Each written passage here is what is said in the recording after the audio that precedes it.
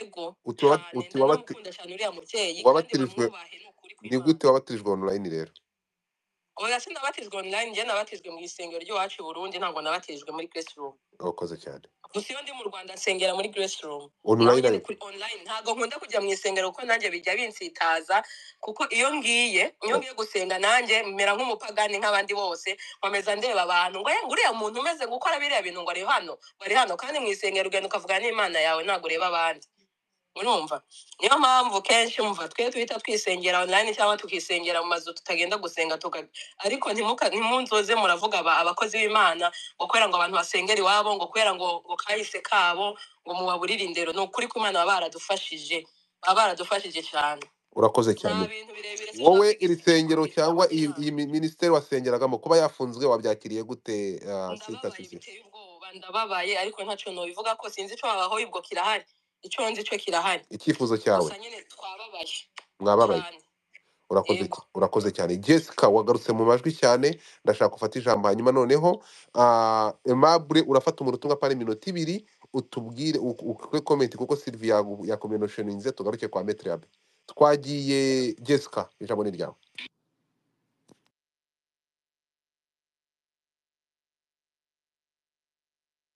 Kuriya nanjye nicyo kintu nashaka kugarukaho. Ese niba udafite ibyangombwa byerekana ibyo wasabye, icyambere cy'abakristo be mubanze mumenye ngo ni ukubera iki umushumba wacu yakurikiye ibintu wenda byo kuvuga ngo gusenga cyane kurusha uko yakurikiza ibintu bya leta. Twese turi leta, igihugu cyose turi abana b'u Rwanda. Gute waba ukorera mu Rwanda ugasaba ati ejo bakakubona uri kugurisha imodoka?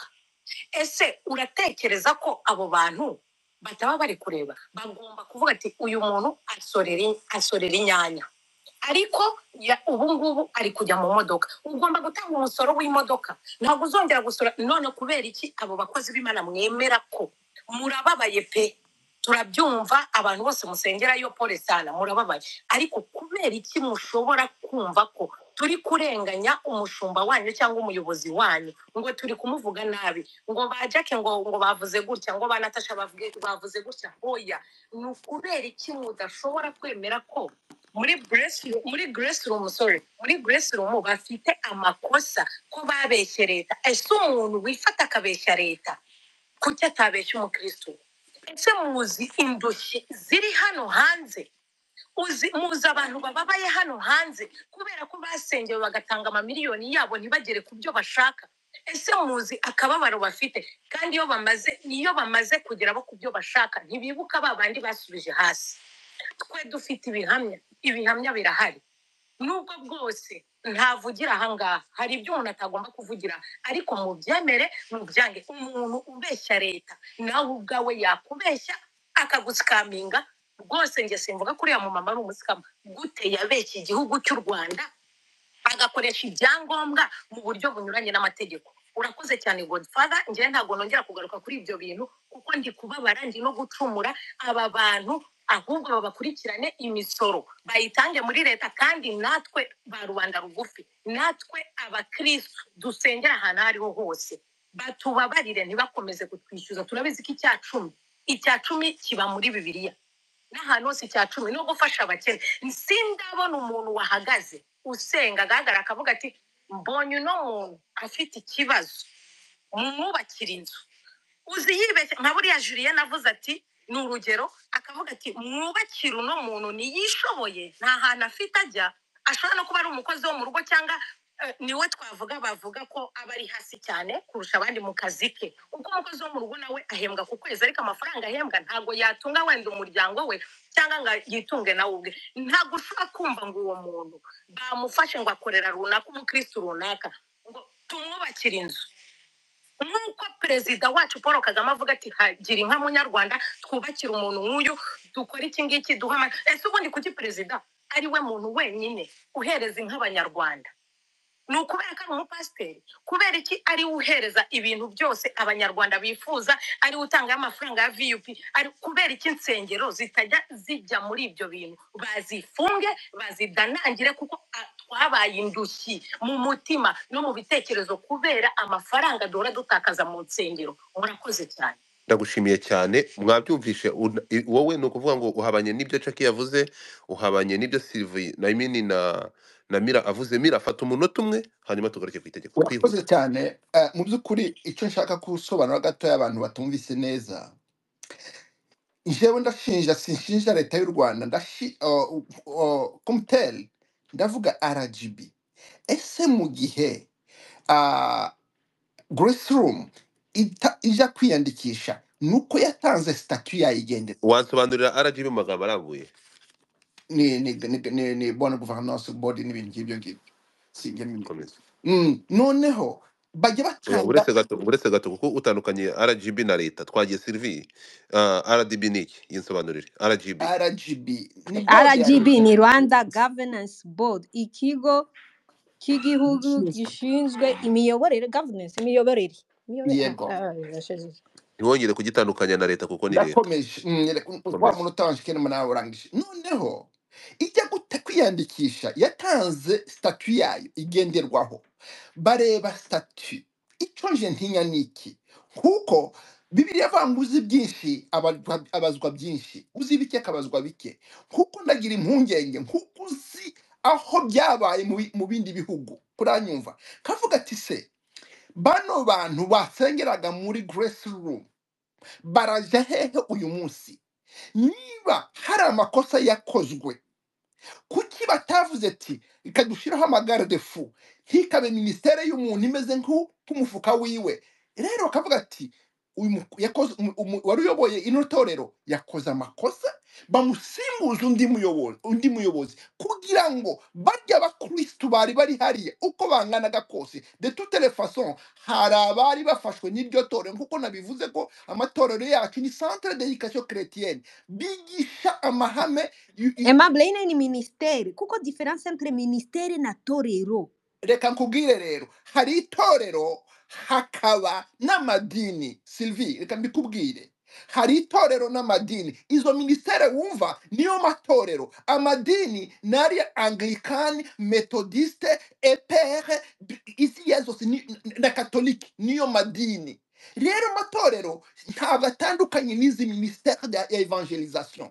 Uranyumva? Bakagombye gushiraho amagarde fu ntibe ikivuga ngo ni royaume yanje nakandu ko mwanje nimfa nzashiraho umugabo cyangwa umwana. Oya, icyo kintu leta igomba kujya ibiveyaho kugira ngo ejo batazaza bafunga amatorero barya abantu bose, barya abakristo. Nishaka nega kuvuga abakristo c'est trop dire, barya abayoboke bose batazaba inzererezi akabura aho berekeza.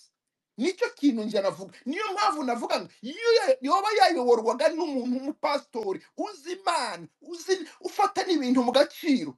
Mu by'ukuri bino bintu ndi byakagombye kuba. Urakoze cyane.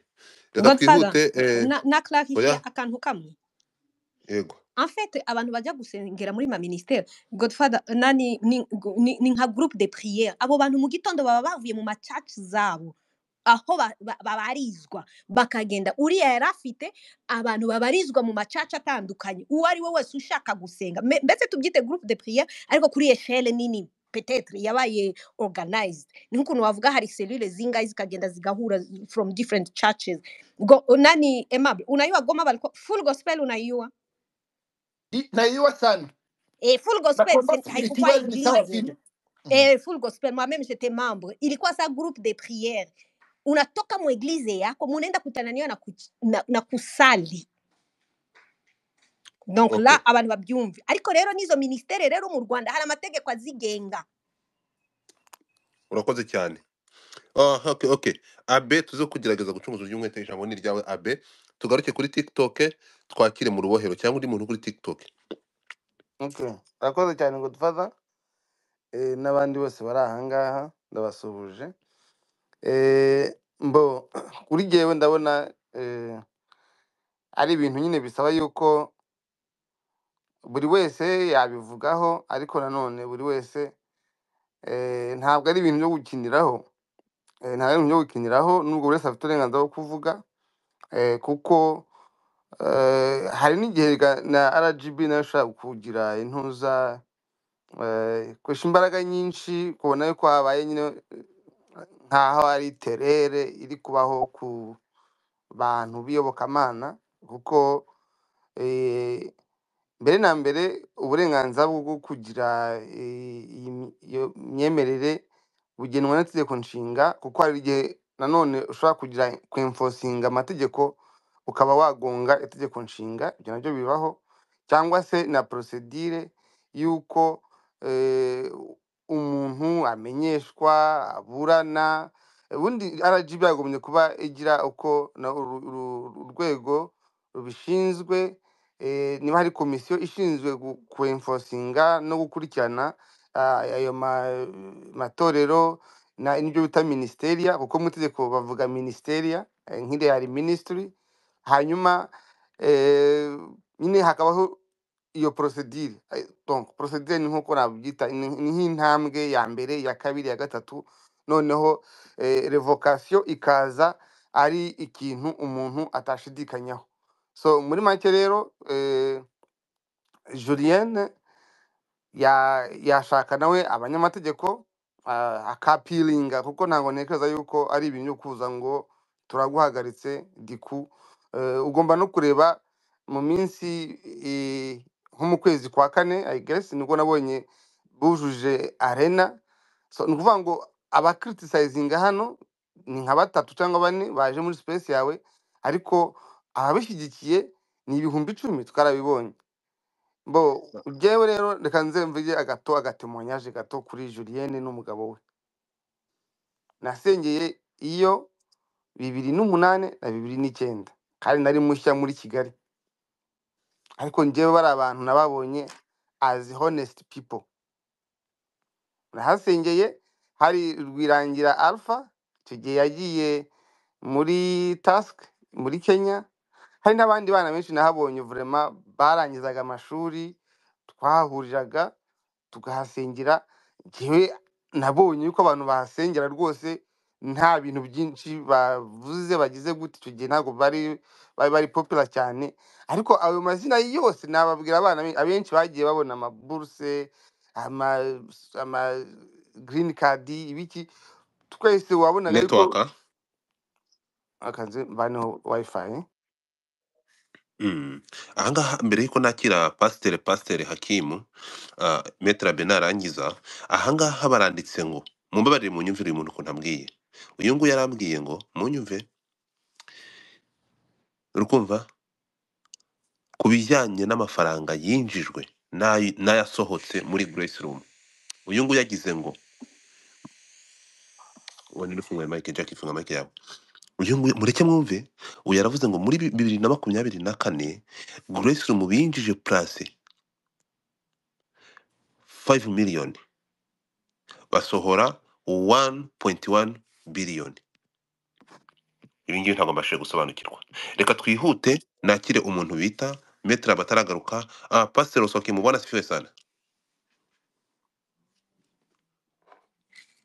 Pastor uyu nguyu niwe ntabwo ari we. Yes. Hakimu bwana sifiwe. Shalom shalom. Ahangaha nyuma yuko iri torero rifunzwe nkawe nk'umukozi w'Imana, ariko nawe uri mu warafungiwe harya cyangwa bagufungiye uraza kudusobanurira. Ibi ngibi wabyakiriye gute nk'umukozi w'Imana, kuba aya masaha turi kuvugana ira minisiteri yarakasamutwe yateruraga abanyarwanda bikaba akasongoyeho, yari itorero ryinjiza amafaranga kayabo bose kuba ryafunze, wabyakiriye ute? Icyo navugaho, Yesu ashimwe, bene data barahanga. Nibutse ko atari abantu 400 uri kureba kuri TikTok, mfite abandi bantu 700 bari kuri Twitter. Yes. Icyo navugaho for this, it's a reason why kuko Bibiliya tubwira ati ngo twubahe ibyo guverinoma ikora, kuko ntabwo twajya gukora ibyo leta idashaka cyangwa se ibyo ishaka. Hari impamvu bafunze, ko yuzuzwa bitewe n'icyerekezo igihugu gifite. Ahubwo njye cyo navuga ngo ni ugusenga nk'itorero, kuko biravuga ati ngo mu des Apôtres 12 verset guhere ku murongo wa mbere avuga ati ngo ari itorero barasenze basengera Petero igihe kimwe Herode ashaka kumwica. Ndumva ko ari igihe cy'itorero ko tugomba guhaguruka tugasenga. Kuba twabona breeding ntabwo ariyo tuvuga ngo niyo nzu. Itorero ni umuntu ku giti cye, ubusabane bw'umuntu. So ahubwo twasenga. Icyo navuga kuri Grace Room ni uko bagomba gusenga no kwihangana hamwe twese nk'abashumba tugakomezanya no gusenga. That is it. Ko bisa nkaho mwateweho igitero gusenga, ko basengera amadayimoni ngo ave mu bantu bagasengera igitero cya satani, murasenga muvuga iki? Njye ahangaha umaze kuvuga ko itorero sobanurira ni gute, ntago bihuze, ntago ndi kuko turasenga tuvuga iki? Sibyo? None se Bibiliya irabisobanura ko hari igitorero rizagera muri trial. Uravuze ngo ahangaha itorero riri muri trial cyangwa itorero hano ryatewe n'imbaraga zisobanura kuko ari imbaraga, kuko guverinoma usomye mu Baroma 13 hakwereka ko ugomba kubaha abayobozi. Niba abayobozi banzuye gukora ikintu runaka, ahubwo twubahiriza ibyo badusaba, tukomeze ibyo badushaka. No, uvuze gusenga mukozi w'Imana uti hagomba kubaho gusenga. Urasenga ku gusenga uri kuvuga nuko haba kuko itorero ryatewe cyangwa itorero risobanurira, ntabwo ndi kubyumva kuko urambwira uretse gato, urambwira ko my brother, urambwira ko ahangaha itorero imisoro nibishyure babafungurire. Ugize ngo iki? Banyereje imisoro nibishyure leta babafungurire, ntago batewe. Ikibazo nuko abakristo mukunda kuvuga ko mwatewe, ntago mwatewe, ni imisoro muri kubazwa kuko mwanyuranyije n'amategeko, kandi n'ibintu byose biri kwigaragaririra muri ritangazo. Mubanze musome itangazo. Wari dusomera ahangaha, ridusomere. Reka ndibasomere ngo Gicurasi na hirya ntago ndi kubireba neza. Gicurasi 2025. Shaka ahantu riva. Okay. Ntabwo iringiri ntabwo warisaba ngo bikunde kuko ni igice tubyihorere. Pastor concluding. Ni imisoro pastor, tubabarire pe, tubwira ahubwo impamvu mwatewe. Ntabwo ngiye kuvuga ko twatewe, hari uguterwa. Ariko ndashaka gutanga igitekerezo nanjye mu pastor. Funga mic yawe, marika ikiganza. Icyo navuze, ibyo Pastor Julien akora ni byiza, birafasha population, birafasha abanyarwanda, ababoshywe barabohoka.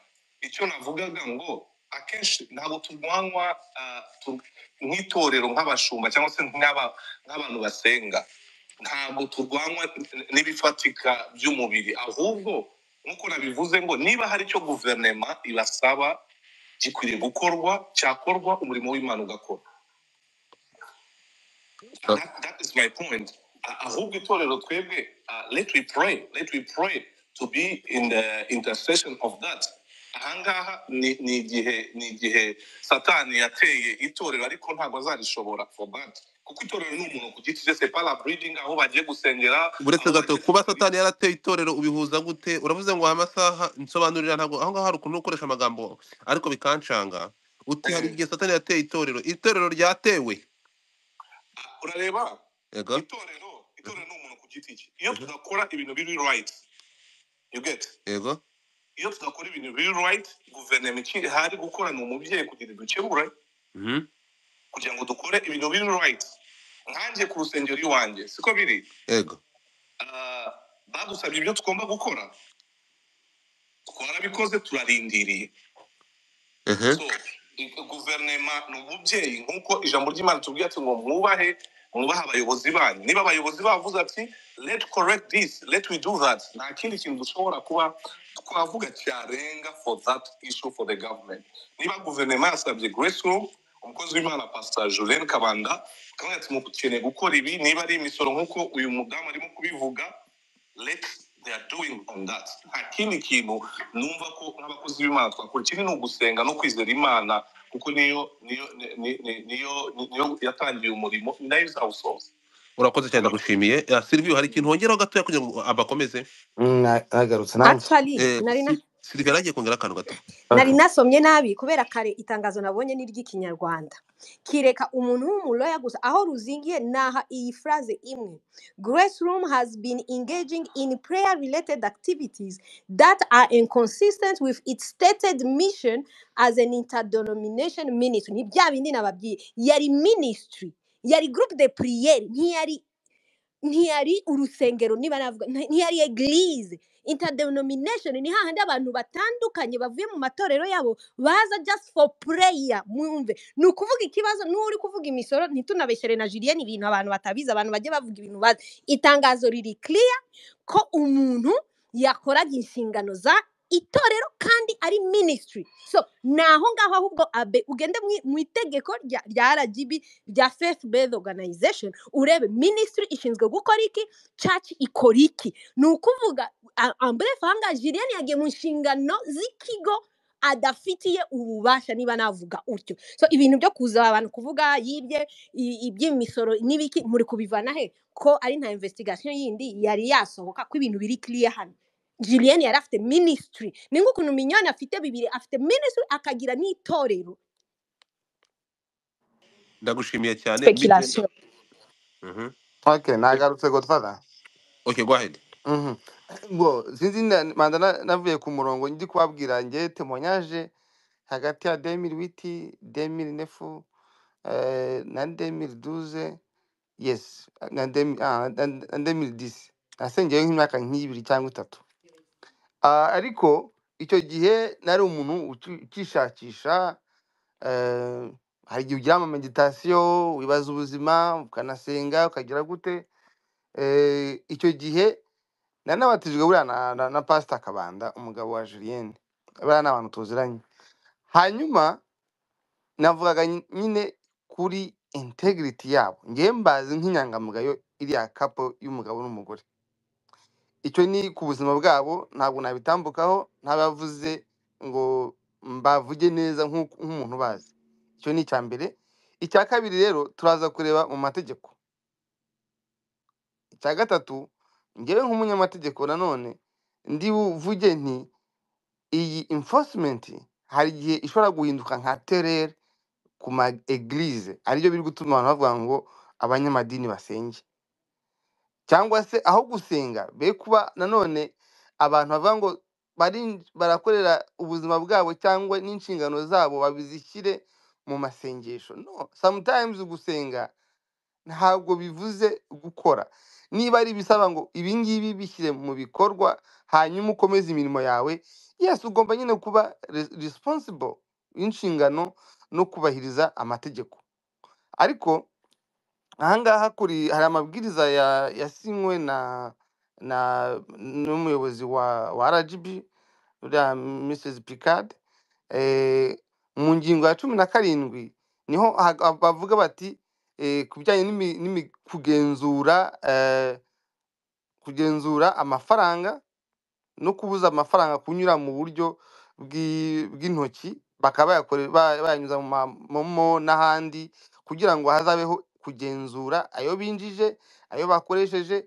Buriya hari amadini yakoze rwose ibintu by'amahano mu gihe bya jenoside, mu gihe cya jenoside yakorewe Abatutsi, nk'amashapeli, amakiliziya yiciyemo abantu benshi. Ariko nanone ku ruhande rumwe hari n'ibyo amadini cyane cyane Katolika, ari amadini akuze, yagiye agira n'ibyo bigo leta igashyiramo subsidies nk'amafaranga, inkunga, ukabona yuko hariho imikoranire na leta no kwita ku baturage. Hanyuma nyuma post genocide hazaho amadini ashingiye ku bantu ku giti cyabo, banabona amafaranga menshi, ariko wareba itorero no guhindura ubuzima bw'abaturage ugasanga biri hasi cyane. Ibyo nabyo byagiye bituma abantu bari popular bahinduka impopular. Nkangaha ku ngingo ya 15 y'ayo mabwiriza yasinywe mu kwa mbere, no, tariki 7 z'ukwezi kwa 3 2025. Yego, ni amabwiriza ya RGB agenga amatorero n'iyimiryango ishingiye ku myemerere. Iravuga ngo igenzura ku ihererekanwa ry'amafaranga ashobora guteza ingaruka ikomeye. Icyo cyo ni icya mbere. Umuryango ugomba gushyiraho uburyo bwo gutahura no kumenyekanisha ihererekanya ry'amafaranga rigaragara ko ridasanzwe cyangwa ryateza ingaruka zikomeye, rikubiyemo amafaranga aturuka ahatazwi cyangwa afite ingaruka zikomeye ashobora guteza ubwishyu bwoherezwa cyangwa bukomoka mu bice bitizewe, imiyoborere n'ubugenzuzi, ku ngingo ya 14 ya 15, kanzimire kwa 17, igenzura ryigenga. ntudutware mu mategeko cyane ahubwo ugaruke ku kiganiro uze kunyemerera Ego kubitubangura tujye ku kiganiro tuve mu mategeko menshi. ego amategeko ikamenyanitse kuko ndi kureba n'iryo tangazo ribahagarika ntabwo naryo riri, donc ubona yuko ryashyizemo detaye zose ku minisiteri nk'iriya, wenda bavuge neza specifically aho yagonze itegeko. Niyo mpamvu iyo ambiguity iri guteza impaka, ndetse hakabaho no kwapiringa kuko nabyo biteganywa n'amategeko. Wenda kuri iyi nshuro biracyari bibisi, nayo sindakora iperereza menye neza bashingiye kuki, ariko rwose he kubaho kugonga itegeko nshinga. Bivuze yuko ubaye popular kuza 10,000 ukagira gute, hanyuma diku ngo urahagaritswe, ibyo rwose kuri jyewe ni igikuba. Nubwo hari ababishyigikiye yuko ahagarikwa, ariko nanone ntabwo buri anenclendey nko guhumbya gatoya wumve ngo birahagaritswe, ibindi birahagaritswe, ibindi birahagaritswe. Ibyo nabyo bagomba gukurikiza kuko iyobokamana ni ibintu bijyana n'ubuzima bwa buri munsi, kandi uko bayobora bareba ibyemewe gutangwa nk'inyigisho, ntabwo wamenya ngo 5 kuri 2 ni beza, 3 ni babi, cyangwa se gute na gute. Ubundi hari agatabo nasomye kitwa ngo 1 sur 1 million. Muri miliyoni imwe haba harimo umuntu umwe uri authentique. So rero kuvuga ngo uragenzura itorero ushingiye yuko still abanyabyaha baracyari kuboneka kandi twabona n'urusengero ruruzuye, ibyo ngibyo ntawe bishinzwe, ahubwo ubakira amafaranga yakiriye, izo nshingano zose no gukurikiza amategeko no kuyatangira imisoro no kugira nanone bagire de bonne action zibe nyinshi, bavana abantu benshi mu bukene. Ibyo byose babishyire mu bikorwa, ariko nanone habeho ubwo bwisanzure bwo gusenga. Njye numva aricyo ngicyo navuga. Ubu ngubu ntabwo mfite ahantu navuga ngo sindi kuvuga nk'umunyamasengesho, kuko uko umuntu agenda asoma yiga, hari ahantu ugera ukagira amatirite, ukaba nawe ibyo bintu wabinyura hejuru. Ariko mu gihe hari abantu benshi bakigendera mu kigare cyangwa se basenga bagira gute, kubakumira utaberetse indi nzira yabafasha, nabyo ntabwo ari byiza. Murakoze. Urakoze cyane. Urakoze cyane. Mbere yuko tukomeza, mbere yuko reka nakire Jolie, ariko buriya hari ikintu mutazi, amakuru turayafite. Ndaje mu kanya ndamena umuceri, hari ibintu ndibuze gupostinga, muraza kubireba. Twagiye nani Jolie, fata ijambo hanyuma ngaruke kuri brother Kim kuri TikTok. Ariko abantu reka tumaze twumve Jolie. Jolie, koma. Sawa Godfather. Abe kuna vurugana kichwa. Nanjye buriya hari ukuntu ajya ashyiraho amategeko menshi cyane bikacaga. Vile Tugaruke viko ku ifungwa simple rya kwa Josie. sobanura si wapi na wapi. Twagiye, ariko Ofet wiyeranje kuko mfite audience ikurikiye ivuga Ikinyarwanda, iki giswahili ukoresha iki n'Igifaransa, ushyiremo Ikinyarwanda cyinshi. muka basobanurire. Ofete hari ibintu abantu bari gushaka guca Ku ruhande kure bakazana ibintu mu Rwanda. Ikintu ni A na B na C. ego Eglise zifite ibyangombwa byayo. Ministere zifunguwe muri eglise nazo ziba zifite ibindi bipapuro byayo. Ça ego veut dire iyo ufunguye ministere muri eglise, urashobora kuba ufite ibindi bikorwa muri izo ministere, ariko ntabwo ari eglise. So la dame iyo ministere yiwe yayikoze nka eglise, kandi eglise itoresha ibya 10, amasadaka n'ibindi byose. So iwe ajya kubikora muri ministere, kandi birabujijwe. Muri izo mpapuro babaha biba byanditseho byose. Urumva ikintu cyabaye hariya, bari kuvuga ngo yabeshe, wenda ntabwo yabaye prudente, canke ntabwo yagize abantu bari hafi yo abajyanye n'amabiwe hafi beza, canke ntabwo yigeze areba imbere kuko urabona iyi minsi ama eglise bo ntabwo tubeshya asigaye afite competition harimo nka business ariko urumva iwe yararangaye tu mu byo mu biboneka yararangaye ntago bamutera amabuye ariko yararangaye urumva yagiye gukoresha igipapuro kuri ministere ayikoresha nka eglise kandi bibujijwe so uko abe yavuze ashobora gufata umuavoka akagenda akaburana agasaba imbabazi niba hari amande bamuca ibintu bikajya ku murongo naho ibintu bya spiritualite n'ibiki byose muri ministere ntago birimo ko ministere ni ibindi departement itari nka eglise mu Rwanda niko bimeze nje niko navuga tu mu magambo make.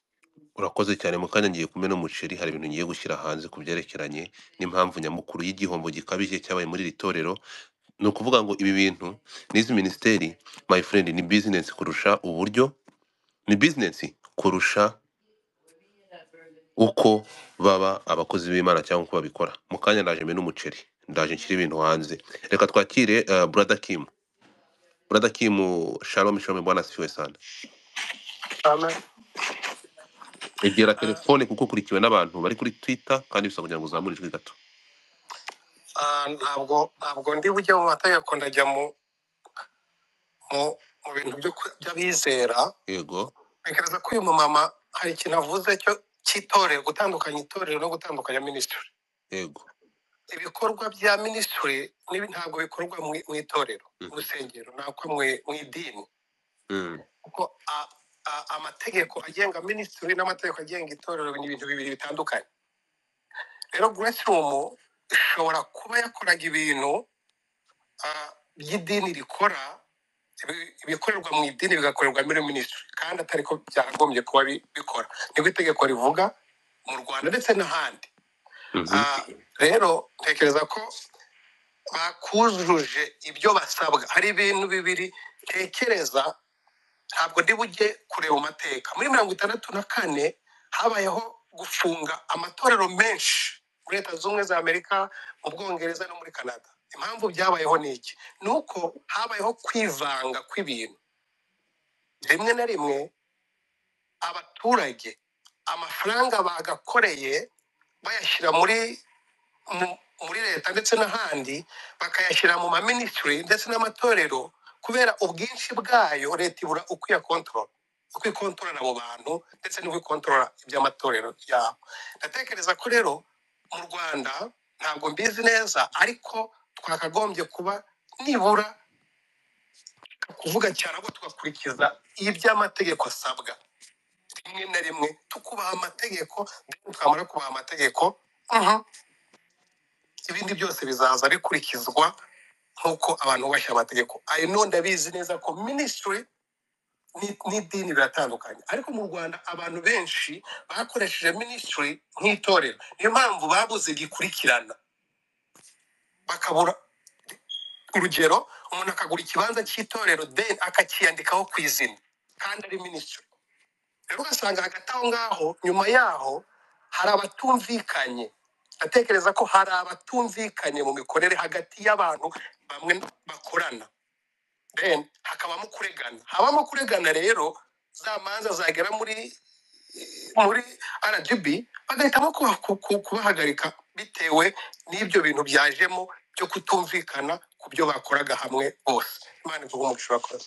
urakoze cyane reka nakire undi muntu agomba gukurikira ninde who is here ninde muntu agomba gukurikira kuko ndashaka hano mfite umuntu bita no ndeba nta muntu undi muntu ushaka kuvuga ninde kuri Ulikuwa Twitter mama pasteur hapa ulimkimbiza. mene uwo muceri duhereho niba afite niba ari amakuru atangiza ibintu umuceri ngumene umene kugira ngo tumenye uko nanjye ndi gushakisha menye Godfather, murashaka kugira ngo mene umuceri nibyo mushaka Ako si utarazi umuceri mumera uretse nini. niba hari uhari reka wadufasha umuceri ngumene njye ntabwo njya mpubuka banza reka ureke umuceri ngumene banza ihangane gato Godfather. mbere yo kumena umuceri Godfather, ibyo nibyo navugaga. Ikibazo ni amafaranga anyerezwa, noneho yaba ari menshi abakristo bo ubwabo bararegana. ahubwo basanga ari nabo ubwabo mo imbere bareganye none batangiye kuvuga ngo imana izaduhana nta mana oya izaduhana Godfather. ibya kayizari mu bihe okay kayizari reka mene umuceri Dada iko na utarawumenya changa Godfather, kama ni ministere utarawumenya. alikuwa na bikorwa bye binaingiza franga ibyo ministeri ingekuwa inasoraka ibintu nyine bigenda ku murongo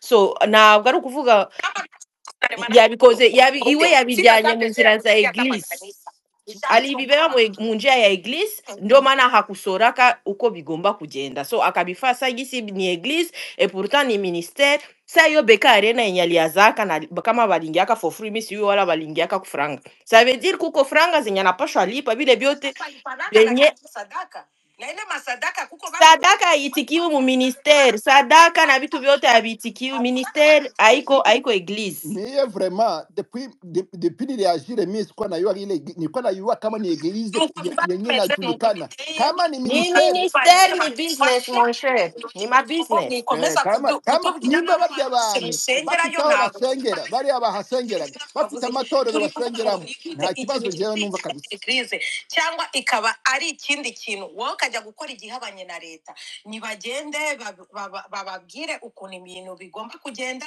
n'igihe bamaze bakoresha icyo gihe cyabo bakagikoresha nka eglise barihe ku buryo nka eglise nyine barihe iyo misoro yose ive mu nzira nibarangiza bakomeze agakiza kabo ariko guys we have to be careful kuko aya matorero ari kutugira indushyi mu mutwe no mu N'amashyari mutima arabisha akanaduteranya abanyarwanda, namwe murakoze mugiramwo amashyari, mujya mugira n'agashyari muvangamo n'utuntu tw'amashyari, mujya oya mutugabanya. ababebe mutu ku ngufu amashyari nta tugira muntu bajya batwara ku tuyafite ngufu Nta muntu bajya bakurura, ni kila mtu ni volonte yake. enye Mujya Mungu mureka alituandikia nini amashyari. chako na Munaona hakitaenda mwanamke basi mwenzenu nibafanye anaanza prospere, unadhani munamfitilia. ambia leta nayo inasikia wivu leta ni gute okay leta Leta ni ndashaka mwebwe, kumena umuceri eh leta reka nini? mene umuceri hanyuma noneho dukomeze menu umuceri murebe menu kuri umuceri papa kuri tiktok murebe kuri dashboard I mean kuri twitter murebe ibi bintu business yahombye murebe aho hejuru Business ntabwo ngiye clubs.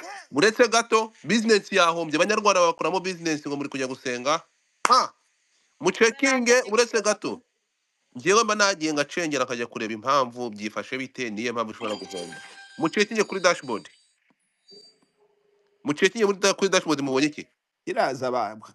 iriho muze murebe mucekinge murebe hari ukuntu ndi cya kure tuza ahangaha abantu bakavuga ngo urabona ngo nkwe okay ndi ndashaka kureba nsomera abe nsomera njya muri nkoresha ifoto ya Julienne nkoresha iri tangazo bashyizeho bayihagarika ariko ingingo nyamukuru niyo screenshot nshyizemo iyo foto ya aba statement 2024 binjije miliyari soma eshanu risome neza rifungura urisome ndi kureba reka ndizane hano ndi kureba binjije miliyari eshanu no bisome nk'uko biri genda injira muri isomera abanyarwanda hano itangazo hano ndi kubona kandi ndi kubona ririmo ka ndi injira mu kubona ifoto ka mo imbere oh okay let me check Kigali kuwa 10 Gicurasi 2025 urwego rw'igihugu rw'imiyoborere RGB ntabwo no reba indi foto irimo apana iyo Godfather niba atari kubibona neza ngende kuri Twitter yawe reka reba murebe kuri dashboard hano ntabwo kuri TikTok ntibiri gukunda ndi kubona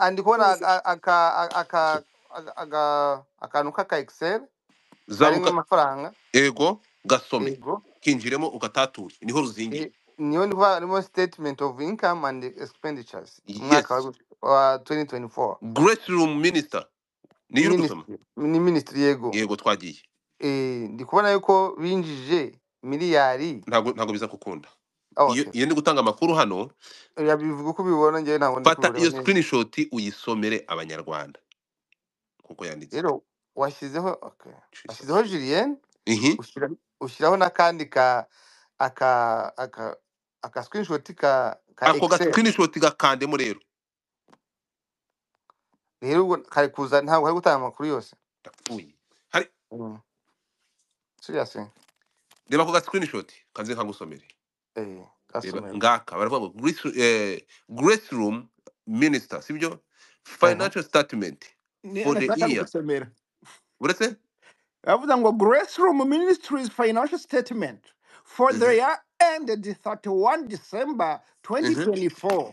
yego statement of income and expenditure n'ibintu nk'ibyo ngibyo. 2024 notes Rwandese francs income section 2 miliyoni 505 miliyoni 249 n'ibihumbi 498 n'amafaranga 98.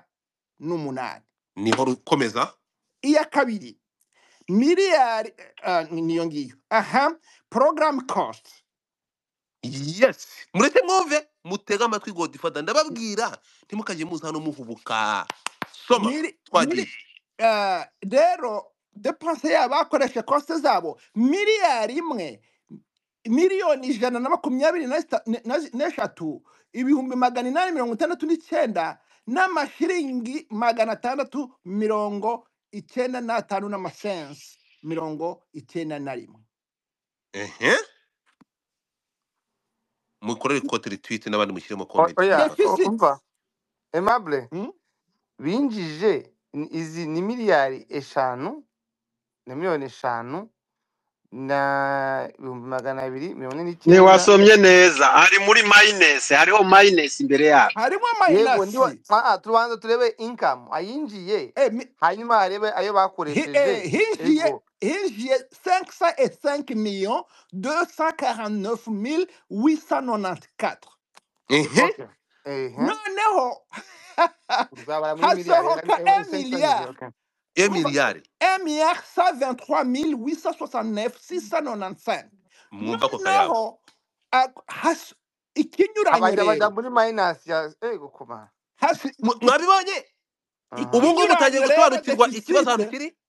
ni 6,619,819 zavuyeho ko zitinjiye. Ni ukuvuga ngo zinjiriye hehe muri ihe dirisha. Muyabaze Jolie ni wari uhari ni uzi ino ministeri. Murakoze. Urakoze cyane. Abe ubu ngubu none mutangiye gusobanukirwa. Ubu ngubu mutangiye kunyumva cyane rwose. Ubu ngubu muri kureba impamvu y'ibintu byose. we adeklara ko afise uruhombo deficit. Kubibona Godfather nibyo nakomeje kuvuga ngo nibishyure bakambwira ngo njye nabibonye. None kandi umufinansiye iyo byagenze gutyo yakoresheje umutungo rusange wiwe kugira ngo ministeri igende neza. Yakoresheje yagiye ayo mafaranga Nigeria, Amerika hehe. Ayo mafaranga ari. Yangingo nababwiye rero y'amafaranga yoherezwa akajya hatazwi n'ahandi hose no kutayagaragaza neza rwose ni gross mistake kabisa yatuma ufungirwa. So twumvikane rero hano hari umuntu uri kuvuga ngo ariko se barishyura nde. None uri kushaka kumbwira ko niba badafite aho bishyura bakorera mu kihe gihugu? Igihugu bakoreramo ubwo nibwo bari bubapangire imisoro ukuntu yagiye n'ukuntu ibintu byose byagiye n'amafaranga yagiye asohoka. Iby'imisoro ntibiragera baracyarimo bashakishaho aya mafaranga mu gihugu mbamwo ni ukuvuga ko bategezwa kumurira amafaranga ahako leta itegeza kumwishyura mu gihugu mbamwo. Urakoze cyane. Hagati aho ngaho rero uko njyewe ndashaka kugira ngo mureke guhabugurika mumaze mufate umwanya musome mutabisomye neza biraza kubavanga. Ndashaka musome nimumara gusoma neza muraza gusobanukirwa. Maître cyangwa umunyamategeko Claudine Gasana waramutse. Waramutse ariko ntabwo ndi umunyamategeko. Waramutse neza. Waramutse none ko uri umukristo harya okay nta kibazo. Kara kantu wagasomye. Akahe gasomye iriya tangazo rya RGB. Godfather rero ninjiyemo imbere urukumva ndagenda nkurura bimwe mu bihombo bikabije abantu bagize ndagacukurura ndakazana dore hejuru uraza kukitegereza ndashaka kugira ngo numve icyo uvuga. Ndavuga ibintu ikintu cya mbere mvuga wenda abi harabizi ntago ibyo bwiriza uranyemerera wongere ijwi kuko kuri TikTok abantu hafi 418 bari gukumva kugira ngo baze kukumva nabo. Ezwana cyitona ariko ufite ngewe ikintu ndi bubaze nanjye ntasobanukiwe. Ministry itandukanye n'itorero aho ngaho imirimo wenda itorero rikora n'ibyo ministry ikora ni kuko njye numva ari bishobora kuba confused kuko ministry cyangwa itorero byose barasenga. There's no way nta hantu abantu bateranira basenga imana badasenga, and that's what I saw muri iriya tangazo rya RGB. So that's a confusion. Mhm. Noneho ariko ibi ngibi byo abantu benshi cyane cyane bakora na business hano muri ibi bihugu cyangwa se bagakora n'imirimo like ufite company, you know ko abantu benshi they do expenditures, you know, you try to maximize expenses. Kuba rero kandi noneho eglise ntabwo ari business yinjiza cyangwa se ministry, ntabwo ari ni non profit organization, sibyo? Mhm. Neza sambi lucratif, ni ukuvuga ntabwo icuruza, ayo yinjije ubwo wenda ni amaturo, ni ama donations, ni ama gifts, niyo ishyira muri income. Noneho ayo spending nayo ni menshi, kandi birumvikana kuri eglise yuko bari muri business yo gufasha abantu, ntabwo bari muri business yo kunguka. So it is kuvuga ngo kuba ngo berekana igihombo, number one, sinabaza itegeko risoresha ama eglise ryari ryajyaho, nibaza ko bikiri mu kwigwa, ariko niyo byajyaho kuko eglise cyangwa ministry mu gice mushaka ministry, eglise, I don't know, grace room, prayer room, ntago baba bagambiriye kunguka. Ni ukuvuga rero ko birashoboka cyane yuko bahomba kurusha uko bunguka, kandi noneho na trips z'abapasiteri nazo zijya muri expenses. Like donc abantu bajya gukora analyse mutagiye ku bintu by'amarangamutima, reka bajye bagendera ku mafacts cyangwa se speculation cyangwa how you call it, wowe gufungwa kuri itorero conspiracy. wabyakiriye gute Claudine nako iyi minisiteri? I don't know, kubera yuko ntabwo ufite, ntabwo ndi kumva ministry aho itandukaniye na church, baraza ariko ntabwo nibaza ko bitangaje kuko eglise catholique nubwo bavuga ngo nizo ifite abantu benshi, eglise catholique niyo ifite abantu benshi mu gihugu cy'u Rwanda, kandi uzi ko paruwase zagiye zifungwa, ama eglise yose menshi na zitandukanye zimaze n'imyaka wenda iruta iyi ngiyi grace room. Rero nyine ahubwo bagomba gusobanuza ese niba ministries itemerewe gusenga ni gute abantu bateranira, kandi bateraniye ari abantu b'Imana ntibasenge, ibyo bishoboka gute? So donc hari Okay, clarification, ubwo wenda barayibona. Murakoze. urakoze cyane, reka tugende gatoya. Claudine araje, we yarayifite ikindi kibazo gitandukanye n'ibyo turimo. Hagira Jackie, mute your mic yawe. Jackie, mute your mic. Thank you. Ndashaka kugira ngo tugendane gatoya rero. Ahangaha ibintu rero mama nagiye nkabazanira ibintu mutarabona ahandi. Mumanze service soma ku kantu nkorereje kuri WhatsApp. Nimwitegereza mukareba kuri iyi dashboard. Mukitegereza kara kantu bashyiriyeho. Murakabona?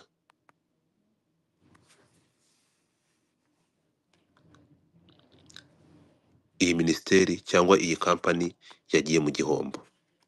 Zaba arizo mpamvu yafunze imiryango. Godfather ntabwo ari company, ni non profit organization. ariko Non-profit Claudine wowe organization. It's an uri entity, it's kubivanga an entity, but not a Yatuvanze. company. kubera ministere yo uko uvuga ni Ndumiwe. organisation c'est vrai non profit, ariko ibikorwa ikora les activités harimo ibyo byinjiza amafaranga, ibyo rero birasora, ariko ministere ubwayo nta No. gisora, ariko les Umva nkubwire activités Jolie, Caritas, right? Caritas ya Eglise Catholique na za maison de passage za Eglise menshi na za byose biri under the umbrella of a non-profit organization. There is a project law yo gushaka gusoresha ibyo bikorwa, ariko so far ni abe umbwire niba ryari ryasohoka. Ntabwo So, rirasohoka. kuri ariko TikTok. harimo ibitandukanye, hari umuntu wafasha imfubyi akabahereza ibintu, hari undi ukora Kuri business. TikTok. Urashaka gufungura salon, ugafungura ishuri, ugakora ayo makoncert, ugakora ibikisi, ibyo bintu birasora my dear. Ça n'a rien à voir no gufasha. Urashaka gufasha abantu ukazana ibintu ugatanga, ibyo ntago byasora. Ariko hari ibindi activities zindi zikora under that ministry bigomba I gusora. want you to show you which law.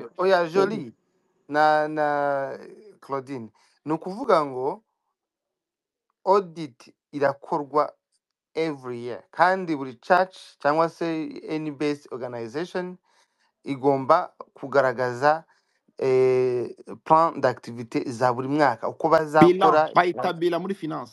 Yego, ibyo na strategic plan byose bakabigaragaza every year bagaha kopi akarere, bagaha kopi yewe n'umurenge ndetse na RGB. So no mu rindi tangazo biragaragara yuko bakoreye mu donc mu gihombo kajagari. rero Igihombo ntabwo bigaragara abi mu nta bashobora kuba itangazo. bafite na credit muri banki bakababwira Yego. ati dore sesa twarahombye mutwihanganire. Okay, ndashaka Ariko kubaza ufata gufunga, hari credit ikintu muri uyakoresha iki? kwitiranya. Uyakoresha iki? Wafashe credit uyakoresha iki? So Sinjo, Uretse onji. gato, hari ikintu mutari okay. kumva nshaka kugira ngo twumvikane. Ndaza kubasobanurira mu kanya ministeriya icyo bivuze, Okay, kuko harimo ibice bitatu. Habaho umuryango, hakabaho impuzamiryango, hakabaho noneho na ministeriya ubundi akenshi na korali ishobora gufata inshingano nk'iza ministeri iyo ari okay. korali nini. Tugende gatoya rero. Okay, Aha komeza. ngaha twihuta mbere yuko afata undi muntu, nta kintu muri kwirengagiza. Mufate iryo tanga ibi bintu cyangwa iyi statement yo mu ndamwe imbere. Mu ndamwe imbere bitigeze bisohoka hanze, ahandi hano wabibona. Jewe ninjiye muri Grace Room ndagenda njyamwe imbere, njya muri finance yabo mwitegereze. Ibi ngibi ni ibintu by'ubwiru birimo imbere. Ndavuga nti iki gihombo kuba barinjije, tugende gateya cyane mugerageze mu nyumvi ahantu ndi kuva. Kuba barinjije miliyoni 500 bagaspendinga 1.1 billion, ibi ngibi byaba biri mu byatumye iri torero rifungwa. Baba bamanitse amaboko. Ibi ngibi aya mafaranga baspendinze kurusha ayo bakiriye byaba biri mu bintu ni bankruptcy, badeclare igihombo bafunze imiryango, baba barafashe ideni kuri banki mu izina rya Grace Room nk'iyi ministeri nkuko muri kuyita. Ibi bintu byo gufunga iri torero byaba bihuriye hehe n'iki gihombo turi kureba ahangaha muri aba bantu? Ahangaha niho ruzingiye, sibyo? Abakirisitu ni ibicuruzwa, ndakurahiye ibicuruzwa byahombye. Mwatuye make y'abaspendinga menshi. Tugende gacya. Rafael, funga mike yawe. Rafael, mitinga mike ndaje nguha ijambo uretse gato kimwe. So ni ukuvuga ngo tugende gatoya. Ibicuruzwa byahombye, ibicuruzwa byahombye kuko murabona ko bose yasohoye amafaranga menshi kurusha ayo yinjije. Mwamuhombeye, so yagomba kudeclara bankruptcy. Ahangaha ntabwo mujye mufata umwanya ngo mutekereze murebe iki kintu mubihuze. Ni ukuvuga ngo ibicuruza ku isoko byarahombye. Abakirisitu ntimutanga ibya 10, ntabwo mwatanze amafaranga miliyoni 500. Ni menshi nako ni makeya kuyasohotse 1.1. Tugende gatoya twumvikane rero. Abakirisitu yaba kibafitemo business iki yarasohoye amafaranga menshi kurusha ayo mwinjije? Rega nimwe bicuruzwa.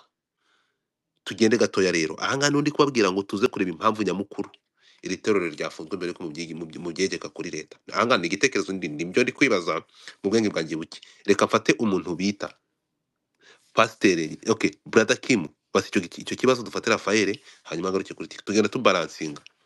Ikibazo ndi kwibaza, Yego. ayo mafaranga yasohotse Yego. nka ministry igasohora amafaranga arenze ayo binjije. Yego. Ese hari ibikorwa bigaragara yakoze? Ifite amashuri ifite, hari imfubyi yubakiye, hari ibitaro yubatse. Reka tube honest.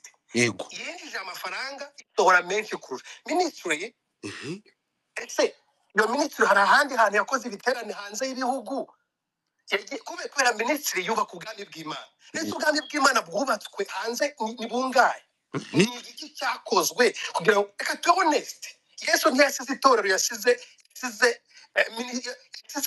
abantu 12 bavuga ubutumwa bw'Imana mu isi. Ntabwo yasize abantu bashaka amafaranga, yasize abantu bahumuriza imitima y'abantu badatanze amafaranga. None ayo mafaranga yasohotse kurusha ayo binjije muri Kigali, mu Rwanda. Grace ifite amashuri, ifite ibitaro, ifite ibigo by'imfubyi yubatse hanze y'igihugu. Muri Sudani hari intambara, Igoma hari intambara. Yakoze ikayo mafaranga. Urakoze cyane. Ndeka nze kubasaba ku bantu bari buze gutanga ibitekerezo. Turaza kwibaza dutanga ibitekerezo, ariko tuze gushyiramo, sinshaka kugira ngo abantu baze kwibasira itorero cyangwa ijambo ry'Imana. Ngiye ntinya Imana kandi nemera Imana. Tuze gushyiramo kubaha no kudashaka gukoza ubuheza nguni cyangwa ngo turengere. Ahangaha haraza gukongoka. Reka twakire umukozi w'Imana Jackie. Bwana sifiwe sana. Yesu ashimwe. Jackie, uranyumva? Jackie mu Bwongereza, pasiteri mukuru, urakunyumva? Na kumyutinze mike biramutinze, urafungura mikoro yawe niba ushaka, niba unyumva.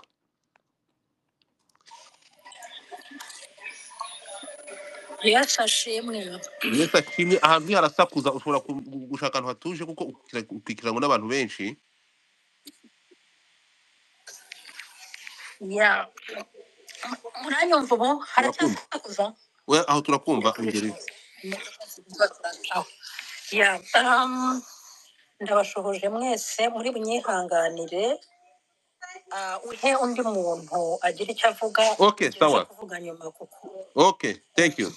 Twagiye. Raphael fata ijambo kuri Twitter. Okay. No profit organization no kuvuga ngo ni organization first yakira amafaranga ntabwo ikorera amafaranga, ariko mu kwakira amafaranga urabona ko hari abinjije and yose bakayasora, ayo bahawe yose barongera bakayakoresha ndetse bakaba bafitemo Ongera ijwi my n'andasaka. friend, ongera ijwi kuko kuri TikTok abantu Okay, magana ane bakeneye kukumva. okay guys, ndimo mvuga ko organisation iri no profit ni organisation idakorera amafaranga ahubwo yakira amafaranga, iyo mpamvu zitari taxable. Ikindi urebye kuri iriya financial statement ya rura rusengero, amafaranga binjije barongeye barayasora bwa kabiri yose ndetse bakaba bafite n'andi asaga miliyoni 600 bagomba kwishyura. Hanyuma rero ahangaha niho turi kwibaza ngo aribyo brother Kami abajije, aya mafaranga yasohotse agiye ni ibihe bikorwa remezo aya mafaranga yakoze. Rero gashobora no kujya ahangaha Mu magambo makeya, buriya RDB kugira ngo ifite icyemezo cyo gufunga organisation yose nuko habayeho audit bakabonamo ikintu kiri gusmellinga ukuntu kitamakinga sense, kuko organisation yose iba ifite administration ishinzwe kuridinga ya organisation kugira ngo itisanga aho ngaho iyo organisation iri kwizima sanone. Urwo ni urwego rwakira amafaranga bakorera amafaranga, niyo mpamvu batishyura n'imisoro. So kubona abantu batishyura imisoro, dépense bafite like I think dépense zabo no gukodesha arena nkurikije ibiterane nagiye mbona, and buri bashobora kuba barakoreye audit bagasanga amafaranga yishyuzwa kugira ngo bakore ibiterane byabo n'amafaranga binjije ntabwo biba birahura, kandi bakaba bafite deficit ya miliyoni 600. Ni ukuvuga ngo ni amafaranga bagomba kwishyura y'abandi, ashobora kuba ari nk'ideni bafashe cyangwa se bagakodesha arena bakayifataho plutôt bahita gukira ideni, and then bakaba bagomba kuryishyura. Ariko bareba neza bagasaba batunga mu itoroshi neza muri financial statement zabo, bakabona hari amafaranga binjiye nayo basoye n'imyenda bafite, hari amafaranga atagaragara ahantu yagiye ariko agaragara ko yasohotse. So nibyo birimo bihariye bisobanuye ngo binjije hanga ariko barimo deficit ingana amafaranga na gutyo, barimo minus miliyoni 600, ariko hakorewe hafi biliyoni y'amantuze y'ama rand francs. Ariko ntibigaragara urebye dépense bafite nk'izo berekanye, wakuramo izo dépense wareba iyo winjize nta kuntu bisanga muri deficit, ahubwo bagombye kuba bafite amafaranga ari hariya, ahubwo kujya bafite amafaranga bari muri deficit. Ntekereza ko aricyo cyatumye bahita bashyiraho guhita bafunga ibikorwa byabo bitewe n'uko hari ikintu kidasoundinga neza. So ntabwo bagiye detaye, ariko wenda mu zindi nyandiko zazo gukurikira bashobora kuza kugaragaza impamvu ki bakoze ibi ngibi, ariko iriya deficit niho hantu batashatse kubwira iriya mibare irimo minus 600. Harimo ibibazo byose turi gushaka kwibaza tutaraza kuza kumenya neza ibyo aribyo. Wenda ariko Rafael ikintu utari kumva, urakoze cyane ku kintu utari kumva. Iyi ngiyi aka kantu nta nubwo ntekereza ku Grace Room nabwo bari gutungurwa uburyo gasohotse hanze ahantu no mu itangazo. N'impamvu batumye bisohoka ngiye nuko nakazanye nk'umuntu nyine ucukumbura, nkaba nakabonye nkakazana, urumva, that's why we are paparazzi. So ntabwo bazi ibi ngibi mu bintu byagiye hanze. Iyi screenshot ngiye wishyize hanze, ibi ngibi by'aya mafaranga turi kubihuza nkavuga byaba bifitanye isano no kugufungwa. So nibiza kuba ari uko neske ntibaba declare bankruptcy bakemera ko iyo organisation ifungwa, kuko so akangaka niyo mpamvu zishatse kugira ngo ikiganiro kibe open. Niyo mpamvu nzanye ubu bwiru kazana ibi bintu kabikubita hanze bijya financial yabo, niyo mpamvu ese ko kuko nuje kureba mu bisobanuro ntuzayatanze RGB ifunga hano nta hantu bihuriye n'iki gihombo. Urimo kunyumva? Ngewe nakazanye no kugira ngo tungwane ibitekerezo, murabibona mute? umwaka ushize baba barateguye n'ubundi ibiterane nka biriya byabereye muri arena, kuko nabonye arena kuyitegura inshuro zingahe yo yatwara amafaranga menshi. Byibuze umwaka ushize hari ibitaramo nka biriya bakoze, kuko ayo mafaranga nayo umwaka ushize. Yego byasaba kugira ngo ujye gukurikirana imikorere y'aba bantu. Reka dukomeze. wibuke ko iriya organization ntago ikorera amafaranga, yakira amafaranga. Bafite abaterankunga bo hanze mu gihugu, ni nk'uko buri minisiteri yose buri mwaka ihabwa amafaranga, bigomba kugaragaza ko ukuntu yakoresheje amafaranga kugira ngo irebwe andi mafaranga. Na niyo mpamvu ubona igihe iyo umwaka ugiye kurangira, minisiteri zikora ibikorwa byinshi bigiye bitandukanye, bitari na ngombwa kugira ngo batazagabanya amafaranga babahaye, ahubwo bazayongere, kuko iyo bayagabanyije hari igihe bisanga bari muri deficit. So urabona ko habayeho, kuko bahabwa amafaranga baragenzurwa. So RGB yabagenzuye kuko ntibatanga imisoro, basanga binjije amafaranga, bareba depense zabo, bareba bagasanga depense bafite n'amafaranga binjiye zagombye kuba zarabaye covered n'amafaranga. Ariko ikibazo gihari ntabwo ari uko wenda bashobora kuba barinjije amafaranga. Ni gute muri mufite umwenda w'ibihumbi miliyoni 600 mwarinjije amafaranga mukamututwika amafaranga miliyoni 600 icyo zakoze? So tubaye dufunze hano, that's nicyo bavuze hariya. So RGB rero ntabwo kuba bafite abantu yo mu mibare iyo banditse -600 biriya bishobora gukora indi nyandiko nini cyane. Iriya minus ntabwo ni iki ariko ibi ngibi uyu nguyu blessing mano ariko simwagiye mvana mayiko hano, reka hariho tugende. license. Ibya license nibyo babafungiye, bakoreshaga urupapuro rutemewe nka eglise bakayikoresha muri ministere. So ibyo bindi by'amafaranga nyine ni ibya Godfather Ibi by'amafaranga ni ibyanjye, banyapolisi. nta hantu bihuriye n'iri tangazo. Nuko nagiye muri nyina nkagenda nkabizana, ariko ibi ngibi nta, sinzi iyo muri kunyumva, nta hantu bihuriye. Rafael ubyumve, RGB iratangaza ibindi yabahoye, gufata ibyangombwa bahawe bakabikoresha mu buryo bunyuranyije n'ibyangombwa base. No kuvuga ngo bafashe, baravuga ko abangaba bakoze forode, ibyangombwa bahawe byo kuri minisiteri yakoze ibihabanye n'ibyo babahereye ibyangombwa. Sinzi iyo mutari kumva icyo kintu. Ni nko kuvuga ngo baguhaye imodoka yo gutwara abagenzi, urukunyumva, warangiza ukajya kuyikoreza, ukajya kuyitundisha amakara. Exactly. Sinzi ko ahubwo byumvikana.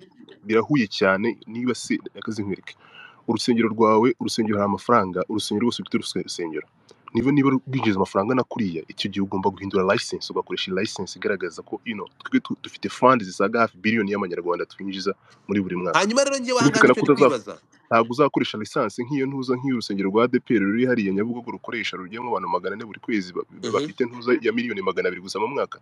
Ugomba ni nk'uko company itagira lisansi nk'iy'uruganda, uruganda ruraproduza company karitaye, sibyo? So uru rusengero ukuntu rukora, umuntu ubasha kuza stade kuriya kame mu wamaze kurenga urusengero, akora ibitaramo, abantu bakitanga, ashobora no kubona abashoramari bo hanze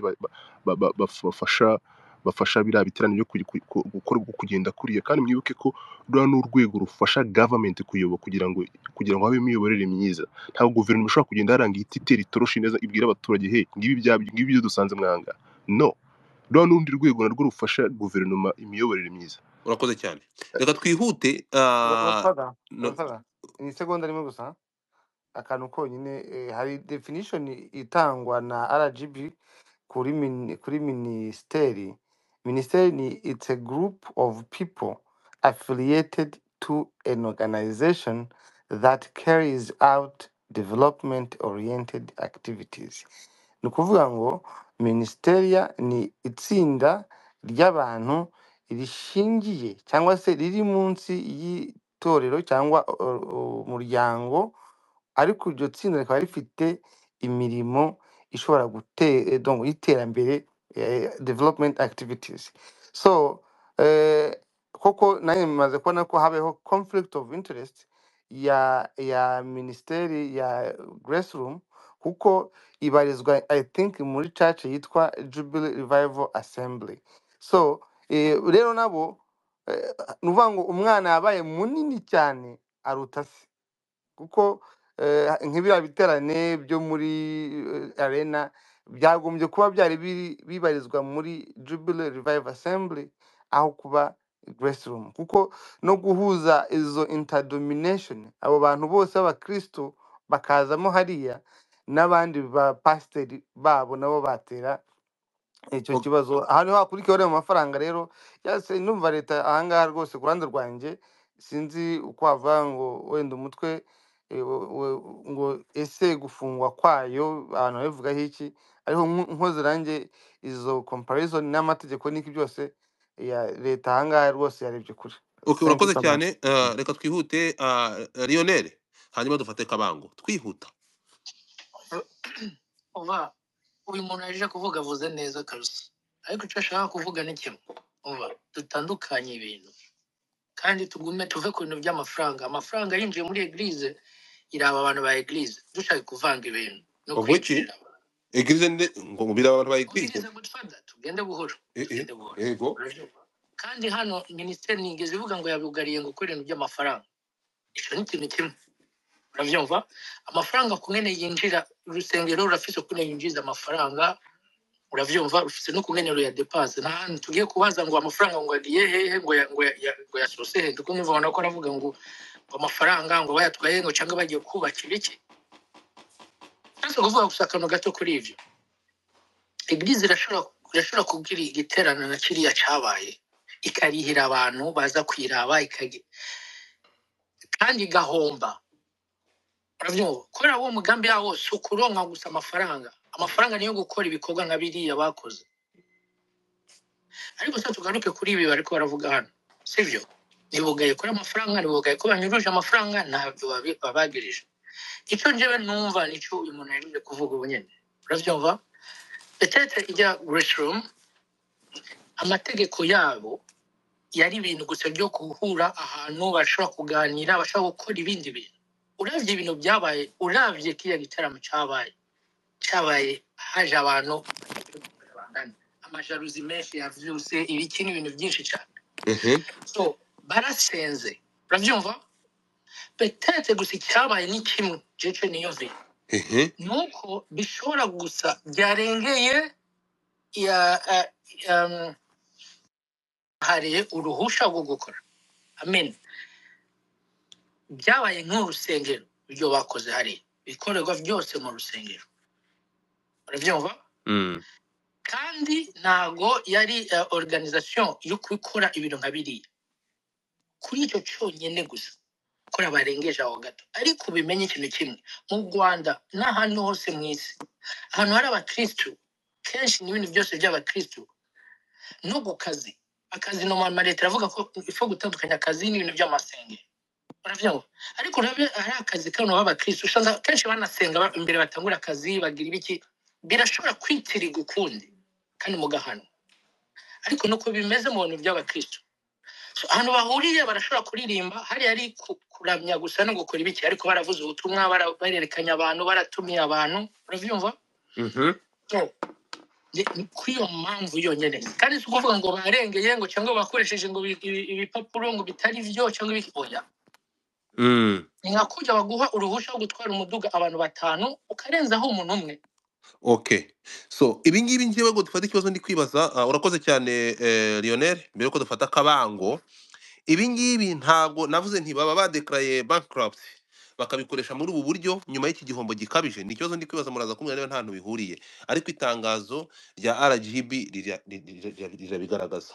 Bamwe bati iby'Imana Kayizari yari kubikubita ishoka, bamwe bati ni gute bafunga insengero kuri akageni.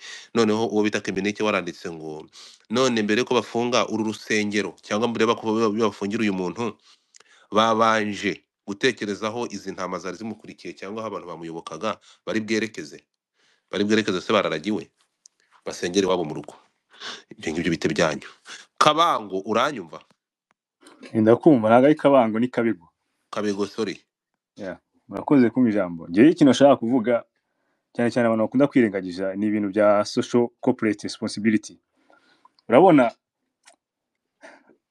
insengero ubundi zigomba gufasha leta kugira ngo zijure abaturage nyine, zinafashe mu iterambere y'igihugu, zamura imibereho myiza y'abaturage. Nk'uko mu Rwanda ruvuga ngo intego yacu ni ukugira iki, ni gukura abanyarwanda mu cyobo cy'ubukene nyine, bakagira access ku mashuri, bakagira access ku bikorwa remezo, ku mazi, amazi meza, ibitaro n'ibindi bintu nk'ibyo. Ariko iyo ugiye kureba resho y'intuza y'insengero dufite, ukareba amashuri dufite, ubijyanije n'amashuri dufite, ubujyanije n'inganda dufite, ubona hari ibintu birakinga, hari ibintu bitamakinga sense.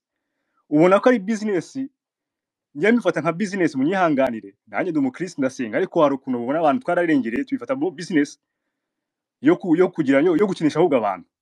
Ukabona abantu kugira ngo amafaranga wenda basevinga amafaranga yo kugira akayajyana nitwo duke yari afite, ugasanga tujyanye hehe mu itorero.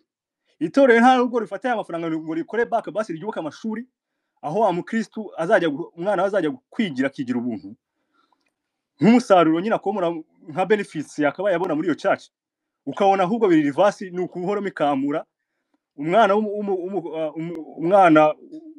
ukomoka muri urwo rusengero arwaye nta masengesho, umwana wa pasiteri we batamujya kumuvuriza hanze, kumva n'ibintu bitabikinga sense.